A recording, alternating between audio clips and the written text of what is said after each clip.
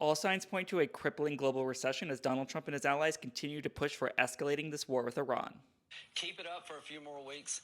Take Carg Island, where all of the resources they have to produce oil, control that island, let this regime down a vine. Is this going to, though, take Carg Island? Is it going to involve U.S. troops on the ground? Let me just read you something from the Atlantic. Does an assessment on that. They say U.S. troops may well take Carg Island. We believe their ability to do so, but only to endure ballistic missile strikes, drone attacks, petrochemical smoke, all without a reliable means of obtaining logistical support.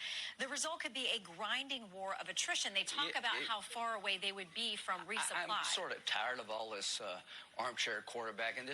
I'm no military analyst, but the idea of trying to hold Carg Island as some kind of leverage over Iran in negotiations is actually insane. So the Strait of Hormuz is to my right, where it says Dubai. Carg Island, not in the Strait of Hormuz. Carg Island's actually above my head, right here. So that's over 200 miles from the strait, alongside rocky Iranian coastline, where they've dug in tunnels with missiles, drones, underwater drones. How is that ever going to work? And then we have Trump, who, after saying we were going to wind down the war, then truthed out that we're actually going to escalate the war tremendously by attacking civilian infrastructure like power plants in Iran.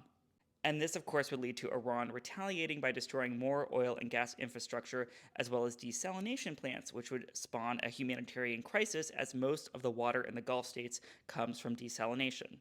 And despite US and Israeli propaganda, we have not destroyed Iran's missile and drone launching capabilities because much of those things are buried underground, out of sight, and we don't know where they are, which of course military analysts knew because Iran had been planning for this scenario for years.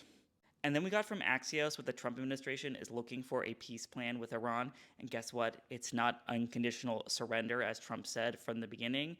It looks a lot like something that we've seen before, and it was the Obama-Iran agreement that we had that Trump blew up.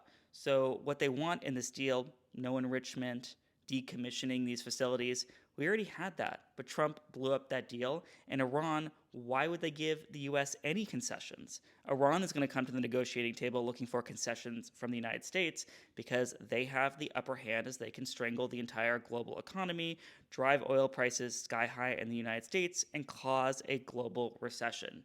So who is in control of these negotiations? Who is going to decide when we de-escalate?